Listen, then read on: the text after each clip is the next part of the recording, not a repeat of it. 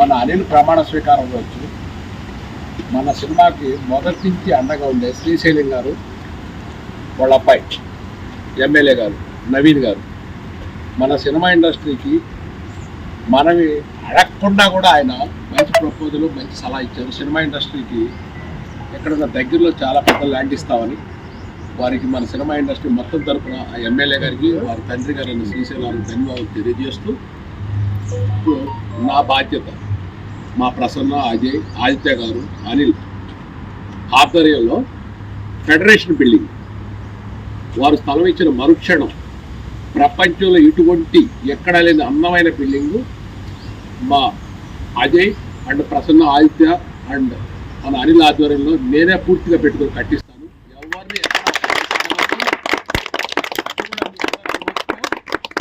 నందమూరి తారక రామారావు గారి federation building అని పేరు పెడదాం. వచ్చిన ఆర్టిస్టులు సినిమాలు మొత్తంలో ఆయనదే హైయెస్ట్ వచ్చింది, ఖ్యాతి తెచ్చారు మన తెలుగు జాతికి. అందుకని రామారావు గారి, నందమూరి తారక రామారావు గారి బిల్డింగ్, ఫెడరేషన్ బిల్డింగ్ కట్టి దాన్ని బాలకృష్ణ గారిని రిక్వెస్ట్ చేసి వారు శంకుస్థాపనకు వచ్చి వారి చేతుల మీదుగా శంకుస్థాపన చేయించడానికి మనందరం ప్రయత్నిస్తాం.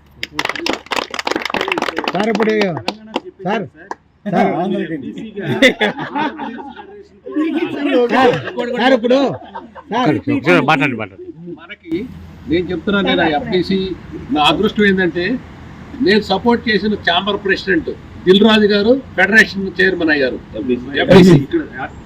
తెలంగాణ సారీ నేను సపోర్ట్ చేసిన దిల్ రాజు గారు Telangana film development corporation chairman అయ్యారు.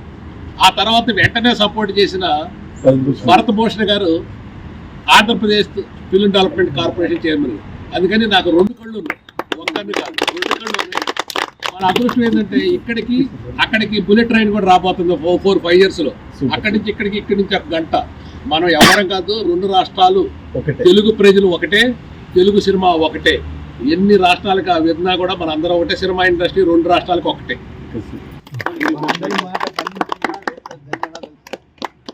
డివిఎస్ రాజు గారు ఆధ్వర్యంలో అప్పుడు ఎన్టీ రామారావు గారు పూర్తిగా సినిమా ఇండస్ట్రీ కమిటీని వేయటం జరిగింది సార్.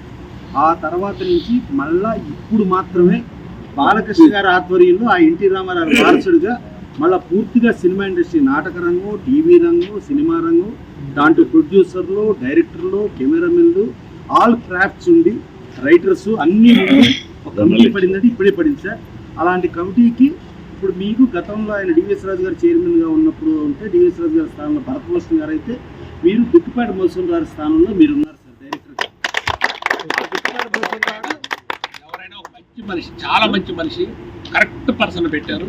ఆయన చాలా బాగా చేస్తారు, మనం ఎక్స్పెక్ట్ చేసిన దానికన్నా ఎక్కువ చేస్తారు భరత్ భూషణ్ గారు. నాకు ఎందుకంటే పర్సనల్గా తెలుసు, మంచి హృదయం, ఏబులు ఆయన 10 రూపాయలు ఖర్చు పెట్టే మనిషి.